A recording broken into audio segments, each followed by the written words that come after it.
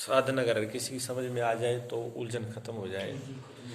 क्योंकि जो गुरुजी ने अनुभव किया था, पूरे जीवन में बहुत बड़ी मेहनत करी थी, पता नहीं कितने संतों में, महापुरुषों में, अलग अलग पंथों में, कोई व्यक्ति तो एक पंथ में बंध के रह जाता है, लेकिन गुरुजी ने कोई ऐसा पंथ नहीं छोड़ा था जिसमें मतलब न गए ना किया हो। और समाधि का गुरुजी ये बात बताते थे, बहुत बार बात करते थे, समाधि और साक्षी, साक्षी का और समाधि का तो गुरुजी को बहुत पहले ये अनुभव हो गया था। समाधि तो बहुत पहले, मतलब छोटी उम्र में गुरुजी की समाधि लगने लगी थी, क्योंकि पीछे की साधना इतनी अच्छी थी, लेकिन उस समाधि से कोई संतुष्टि नहीं थी, क्योंकि समाधि में भी एक शून्यपना था। फिर साक्षी की था तो साक्षी का भी गुरुजी को अनुभव हो गया, चेतनता का अनुभव हो गया, लेकिन उसके ऊपर भी गुरुजी कहते मेरे को दुनिया के लिए मैं ज्ञानी हो गया था, सब लोग ज्ञानी मानते भी थे, विवेक भी बहुत था, सब कुछ था, लेकिन मेरे अंदर एक कुछ कमी महसूस हो रही थी साक्षी होने के बाद भी अभी जो की पूर्णता है वो पूर्णता नहीं आई। वो पूर्णता फिर परमात्मा की कृपा से वो भी पूर्ण हुई। उसका निचोड़ निकला जो ये साधन जो है, ये साधन उसकी पूर्णता है। साक्षी में क्या होता है, साक्षी के अंदर व्यक्ति मैं तू भाव चला जाता है, मैं भाव भी चला जाता है, एक जगह पर ठहराव आ जाता है, ठहराव जरूर आ जाता है, लेकिन उस ठहराव के अंदर क्या होती है, वहां भी कुछ नहीं, अपने अलावा कुछ नहीं होता, वो भी एक शून्यता की तरह ही है, एक रेगिस्तान की तरह है। साक्षी की भी शांति कैसी शांति है, जैसे मरघट की शांति होती है, शमशान की शांति होती है। जैसे शमशान भी तो बिल्कुल शांत है, वहां भी तो कुछ अड़चन नहीं है, कोई परेशानी नहीं है, मुर्दा मस्त है, लेकिन वो साक्षी के अंदर भी कमी है। क्यों? जब तक यात्रा पूर्ण नहीं हो जाती, साक्षी के अंदर आदमी पूर्ण कब होता है, जब पूर्ण आनंद और पूर्ण ऐश्वर्य और पूर्ण माधुर्य में जब परिपूर्ण हो जाने लगता है। मान लो कि प्रधानमंत्री की गद्दी पर व्यक्ति बैठ तो गया, गद्दी तो उसको मिल गई, जनता ने उसको जिता भी दिया, जनता ने जिता दिया, प्रधानमंत्री बन गया, गद्दी पर बैठ गया। अब गद्दी पर तो बैठ गया, गद्दी मिल गई, लेकिन गद्दी का जो ताकत है, पावर है, वो उसको कुछ भी पता नहीं है और उसको कुछ भी दी नहीं गई है। इस गद्दी का, इस गद्दी में क्या पावर है, इस गद्दी के अंदर कितनी ताकत है, इस गद्दी से क्या हो सकता है, उसको ये पता ही नहीं है। वो गद्दी में बैठा बुत बन करके, तो उस बुत बनने में अलग कि अपने आप को वो मान सकता है कि मैं प्रधानमंत्री बन गया, इतनी उसकी संतुष्टि है, मुक्त हो गया, बड़ी पद पे बैठ गया। तो साक्षी एक बड़ा पद है, निश्चित बड़ा पद है। साक्षी होने के बाद में बड़े लेवल पर पहुंच जाता है व्यक्ति, मोक्ष हो जाता है, बंधन से मुक्त भी हो जाता है। लेकिन जब तक उस गद्दी का कितना उसके पास खजाना है, मालिक क्या है, वो प्रधानमंत्री किन चीजों का मालिक है, कितना बड़ा उसके पास पावर है, कितनी उसके पास खजाना है, कितने उसके पास सेना है, कितने उसके व्यक्ति है, कितने उसको मिलने वाले हैं, कितने उसके प्यारे हैं, कितने उसके अपने हैं, कितने संपत्ति का, नीचे की, ऊपर की, बाहर की, बीच की, कितनी को, पूरे वैभव का जब उसको ज्ञान होता है कि मैं ये ऐसे सिर्फ गद्दी नहीं है, ये इस गद्दी के अंदर बहुत कुछ है, और उस गद्दी को बहुत कुछ जान करके, और तब फिर वो गद्दी से नीचे उतरता है, फिर गद्दी पर नहीं बैठता, फिर गद्दी पर नहीं बैठता, गद्दी से नीचे उतरता है, फिर वो फिर क्या करता है, फिर वो उस गद्दी के जो उसका ऐश्वर्य है, उस ऐश्वर्य को बांटता है, और उसका खुद भी उसका आनंद लेता है, बांटने का आनंद लेता है वो। यही उसकी लीला है। इसलिए जो है लीला, परमात्मा ने लीला का ना, जहां से यात्रा शुरू होती है वहीं पर यात्रा वापस लौट के आती है, तब यात्रा पूरी होती है। जिसस ने तो कहा कि जो बालक की तरह हो जाता है वो मेरे राज्य में प्रवेश हो गया। बालक, पहले बालक हुआ, फिर युवावस्था, फिर वृद्धा, और वृद्धा होकर के अगर बालक नहीं बन पाया तो फिर गड़बड़ हो गया। कैसे? वृक्ष देख लो, वृक्ष पहले बीज होता है, पहले वृक्ष बीज होता है, बीज से फिर पेड़ बनता है, फिर उस पर पत्तियां आती हैं, फिर फूल आते हैं, फूल के बाद में फिर फल, बीज, लास्ट में बीज पे आ जाता है। बीज पर जब तक नहीं आ जाएगी तब तक वृक्ष की पूर्ण यात्रा नहीं है। फसल की पूर्णता कहाँ है? बीज पर। फसल कहाँ से शुरू करी थी आपने? बीज से शुरू करी थी। और पूर्णता कहाँ है? बीज पर है, मूल स्रोत पर आ गई। तो मूल पे आ गई। तो कुछ धर्म ऐसे, जैसे ईसाई धर्म है, ईसाई धर्म किसको धर्म मानता है? सिर्फ सेवा करने को।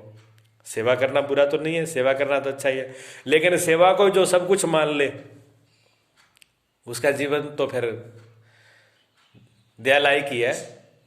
ठीक है, दूसरे की सेवा करो, हाथ पैर दबाओ, जरूरतमंद को दवाई दिलाओ, हॉस्पिटल खुलाओ, प्याऊ खुलाओ, खाना पीना करो, ये सब ठीक, अच्छा है, गलत नहीं है, इसमें भी एक खुशी है, आनंद है। तो ये कौन सी अवस्था है? पहली अवस्था कौन सी है? प्रेम की अवस्था है। दूसरों में लुटाना, दूसरों के साथ व्यवहार करना, दूसरे पे देना, ये प्रेम की अवस्था है। उसके बाद में दूसरा एक और भी है समता, दूसरी स्टेज है, जिस पे जोर किसने दिया? गौतम बुद्ध ने। गौतम बुद्ध क्या कहते हैं? करुणा। करुणा, करुणा का मतलब होता है कि सिर्फ दूसरे पे मत लगे रहो, अपने पे भी ध्यान दो। जो व्यक्ति अपने पे ध्यान देता है, ध्यान देने का मतलब जो ध्यान अवस्था में आ जाता है, ध्यान करना शुरू कर देता है, जो अपना ध्यान करना शुरू कर देता है, ध्यान लगाना शुरू कर देता है, वो अपने पे करुणा कर रहा है, उसके अंदर करुणा पैदा होगी। वो उससे भी एक कदम आगे है, उसके अंदर करुणा भी होगी, प्रेम भी होगी। बाहर देखा, बाहर की तरफ जाएगा तो प्रेम भी होगा, अंदर आएगा तो करुणा भी होगा, अंदर से भी भरने लगा अब। लेकिन इससे तीसरी स्टेज महापुरुषों की क्या है? साक्षी। साक्षी की तीसरी है, जिसपे साक्षी जोर देते हैं, बोलते हैं बार बार साक्षी हो जाओ, साक्षी हो जाओ। साक्षी होना इतना खेल नहीं है, साक्षी कोई कोई हो पाता है। अब साक्षी में क्या है? तू भी गया और मैं भी गया। अब क्या, अब होना सिर्फ एक ऊर्जा है, वो रहे ऊर्जा है, लेकिन ऊर्जा तटस्थ खड़ी हुई है, ऊर्जा में कुछ नहीं, ऊर्जा रुकी हुई है। अब रुकी रहे, ठूंठ की तरह बन जाए, पद्म आसन लगा के कोई जैसे ज्ञानी की तरह बैठे ही रहे, तो पद्म आसन। अब पद्म नाम किसका है? फूल का है ना, कमल का फूल जो है, कमल के फूल को पद्म कमल कहते हैं। तो वो हजारों पखड़ियों में खिलता है, हजारों पखड़ियों में खिलता है, तभी तो नाम उसका पद्म रखा। और कोई बुद्ध की तरह बन के बैठ जाए, उसका नाम कमल थोड़ी है। कमल तो वो है जो खिल जाए, फिर पूरा पूरा खिल जाए हर रूपों में। जैसे भगवान कृष्ण को अपूर्ण अवतार का ना, देखो राम को कितनी दुनिया मानती है, राम का सम्मान ज्यादा है। राम कौन थे? मर्यादा पुरुषोत्तम, उन्होंने मर्यादा में रहे। राम मर्यादा में थे, एक सीमा में थे, उनको पूर्ण अवतार नहीं कहा। हमारे महापुरुषों ने, ऋषियों ने उनको पूर्ण अवतार नहीं कहा। पूर्ण अवतार किसको कहा? पूर्ण अवतार भगवान कृष्ण को कहा। क्यों? कृष्ण की क्या लीला, उनकी लीला की तरह है, वो समाधि में भी है और लीला में भी है। परिपूर्णता उनके, भगवान कृष्ण में सब मिलेगा, प्रेम भी मिलेगा, अपार अपार प्रेम है, करुणा भी है। कोई ये कह सकता है भगवान में करुणा नहीं है? करुणा भी है उनमें, अपार प्रेम भी है। और भगवान को ये कहता है कि योगियों के योगी राज बोलते हैं उनको, योगी राज बोलते हैं। और फिर क्या बोला? नटराज, नाचते हुए, नटों के भी नाचने में उनसे सब नीचे है, नाचने की सबसे बड़ी कला उनके अंदर है, तो नाच में भी सबसे बड़े है वो, नाच भी रहे। और युद्ध में खड़ा कर रहा है, युद्ध के अंदर, तो युद्ध में भी कोई दिक्कत नहीं है, युद्ध के लिए भी तैयार खड़े हैं, ठीक है। और युद्ध में भागना पड़ा तो शर्म नहीं आई, राम को तो शर्म आती, राम युद्ध में नहीं भाग सकते। राम तो कहते हैं रघुकुल रीत सदा चली आए, प्राण जाए पर वचन ना जाए। राम युद्ध से भाग नहीं सकते थे। हाँ, राम तो जहां अड़ गए वहां अड़ गए, जो वचन दे दिया वो दे दिया, चाहे मर जाए मिट जाए कुछ भी हो जाए, वो मर्यादा में थे, वो एक दायरे में थे। लेकिन भगवान कृष्ण देख लो, जब युद्ध में भागने का टाइम आया, उन्होंने देखा कि यहाँ भागने भी फायदा है, तो भाग लिए तो वहां से भाग लिए। और भक्तों ने नाम भी कितना प्यारा रख दिया, रणछोड़दास जी। रणछोड़दास जी का मंदिर बना हुआ द्वारका जी में, नाम भी उनका रणछोड़दास जी था, भगोड़ा दास जी नाम भी बढ़िया टेक लिया। तो उनको भागने में भी दिक्कत नहीं हुई, लड़ने में भी दिक्कत नहीं हुई, ठीक है ना। खेलने में भी दिक्कत हो रही, बचपन में उन्होंने रास रचाया, मुरली बजाई, नाचे, माखन चुराया, चोरी करने में, भगवान को चोरी करने में भी दिक्कत नहीं हुई, उनकी चोरी में भी सच्चाई है। वो एक बालक, जैसे बालक करता है, बालक की लीला। इसलिए साधु जो होता है, साधु की दूसरी स्टेज है। साधु जो है एक एक पैर फूंक फूंक के रखेगा, मर्यादा में चलेगा, सोचेगा ये करूं वो करूं, ये ना करूं वो करूं, तनाव में रहेगा। लेकिन जब अवस्था बढ़ जाती है, सरल संत अवस्था में आता है, सरल भाव में आ जाता है, तो फिर ये नहीं कह सकते भी वो क्या करेगा, वो तो सहज सरल है, जो होगा बस होगा। फिर तो हो सकता है कि वो सब आंख बंद करके बैठे तो बैठे, ना बैठे तो ना बैठे। हो सकता है कि वो काम में लगा तो काम में लगा। हो सकता है किसी के साथ चल पड़ा तो चल पड़ा, नहीं चला तो नहीं पड़ा, खा लिया तो खा लिया, नहीं खाया तो नहीं खाया, सो लिया तो सो लिया, नहीं सोया तो नहीं सोया। कबीर ने तभी तो कहा, अब क्या है कि कबीर साहब कहते हैं, जब लेटूं तो दंडवत, जब मैं लेटता हूं तब दंडवत हो रहा है, लेटना ही दंडवत है। और जब मैं भोजन करता हूं तभी भोग लग रहा है तभी पूजा हो रही है। और कहते हैं जब चलूं तो परिक्रमा, जब चलता हूं तो उसकी परिक्रमा हो रही है।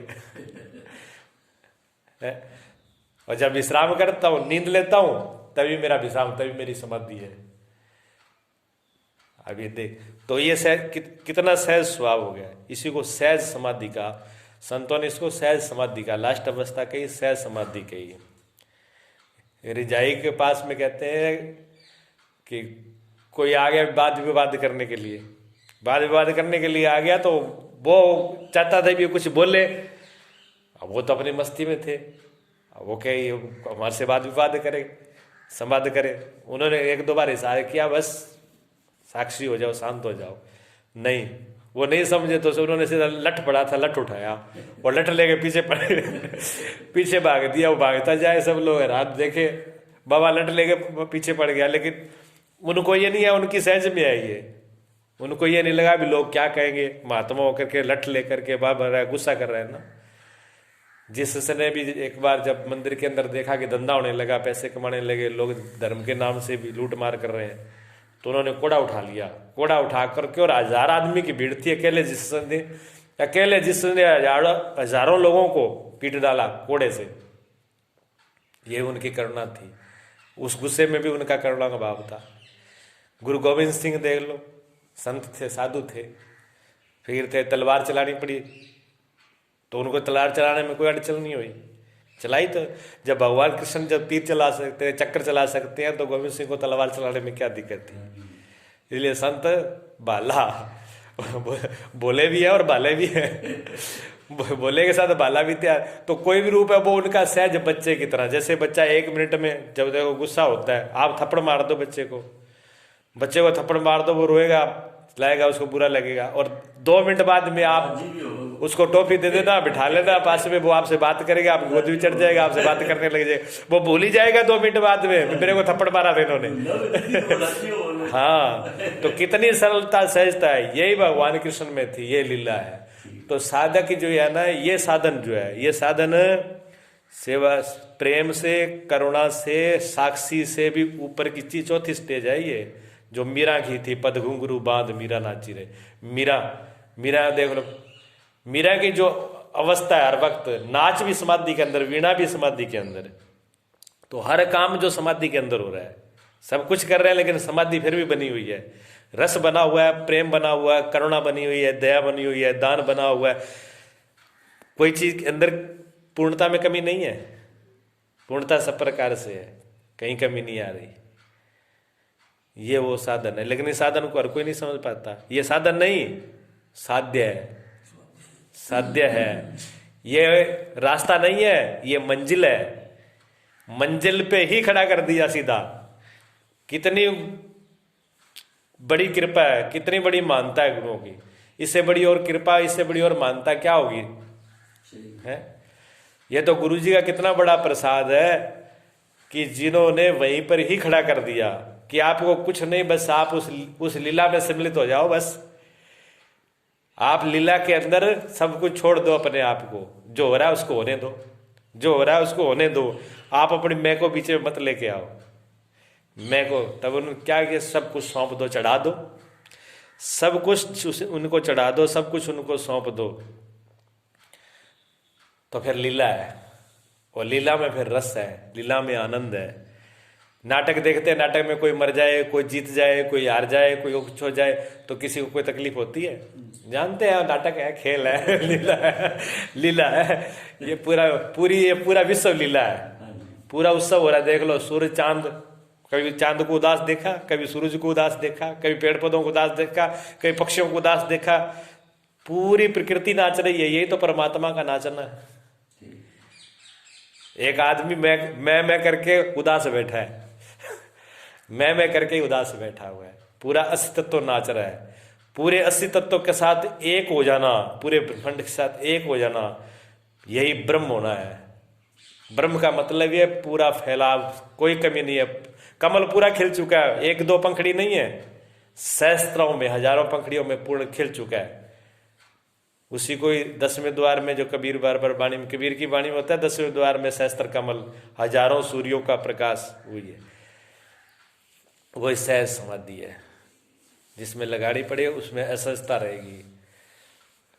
वो राज मुश्किल से हाथ में आता है, और सदगुरु की कृपा से जिसके जीवन में वो आ गया, बस फिर उसको, वो तो मीरा की तरह पैरों में घुंघरू बांध करके और बीड़ा नाचता गाता जाए, उसके लिए तो एक मस्ती है, रास है, और कुछ नहीं है।